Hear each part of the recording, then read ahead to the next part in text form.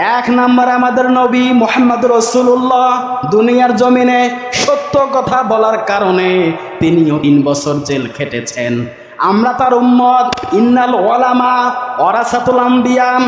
আল্লাহ নবী বলেন, আমি হয়তো থাকবো না, কিন্তু এই আলেমদেরকে রেখে গেলাম, এরাই আমার ওয়ারিস। এরাই আমার কোরআনকে ধারণ করবে, বাহন করবে, জাতির সামনে উপস্থাপন করবে। এখন আলেম ওলামাদের উপরে অত্যাচার চলেছিল, দেশ মনে হয় আবার নতুনভাবে স্বাধীন হয়ে গেল, বলি আলহামদুলিল্লাহ। আর যাই হোক, অন্তত পক্ষে আলেমরা বেঁচে গেছে, বলেন ঠিক কিনা? অন্তত পক্ষে এটা হয়েছে।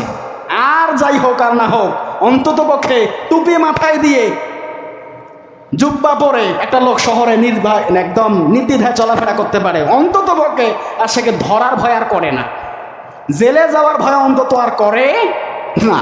এটুকু অন্তত পক্ষে ইনশাল্লাহ হয়েছে। আল্লাহ পাক যখন বিজয় দেবে সেই দিন আর এই মুনাফিকরা, এই যে নাস্তিকরা, মুশরিকরা, বেদিনরা সেদিন আর মাথা চারা দিয়ে ওটার সাহস পাবে না। সামান্য এতটুকুতেই আপনি জামাত ইসলামকে ব্যান করে দিয়েছিলেন। আপনি তাকিয়ে দেখেন, 17 বছর পরে আপনি ক্ষমতায় ছিলেন, যেমন করে হোক আপনি ক্ষমতায় ছিলেন, আল্লাহ পাক আপনাকে দিয়েছে, আপনি ছিলেন, ঠিক কি না? আপনি 17 বছর ক্ষমতা থাকার পরেও জামাত ইসলামকে দুনিয়ার জমিন থেকে কেন, বাংলাদেশ থেকেও বিদায় করতে পারেন নাই, পারেছেন আপনি?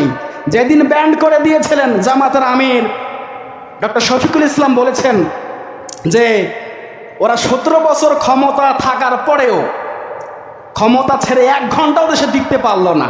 আর আমরা 17 বছর ক্ষমতা ছাড়া কিভাবে আছি দেশের মধ্যে? আল্লাহ পাক রহমত দিয়েছেন কি দেয় নাই? যারা আল্লাহ পাকের উপর তাওয়াক্কুল করে থাকে, আল্লাহ পাক তাদেরকে এইভাবে বিজয় দান করে, ঠিক কিনা বলেন? আল্লাহ পাক বিজয় দান করবে। সম্মানিত হাজিরিন, আল্লাহ পাক রব্বুল আলামিন আমাদেরকে পরীক্ষা নেবেন। কার পরীক্ষা নেবেন? ইমানদারদের পরীক্ষা নেবে। যারা যত বেশি ইমানদার, তার পরীক্ষা, কষ্ট, তীব্রতা, যন্ত্রণা তত বেশি হবে। যদি আপনি মনে করেন আমার কোনো পরীক্ষা নাই, আমার কোনো পরীক্ষা নাই, তাহলে আপনি বুঝে নেবেন আল্লাহ পাক এখনো আপনাকে আমাকে ইমানদারদের কাতারে কবুল করে নাই। আল্লাহ পাক শুধুমাত্র ইমানদারদের পরীক্ষা নেবে, বেঈমানদের পরীক্ষা নেওয়ার আল্লাহ পাকের কোনো দরকার নাই। এবার আপনি বলেন, আমি বলি যে আমাদের উপর কি পরীক্ষা আসে? আমরা তো অনেক দূরে। ঈমান আনতে হবে, সৎ কাজ করতে হবে, নেক কাজ করতে হবে, ভালো কাজগুলো করতে হবে দুনিয়ার জমিনে।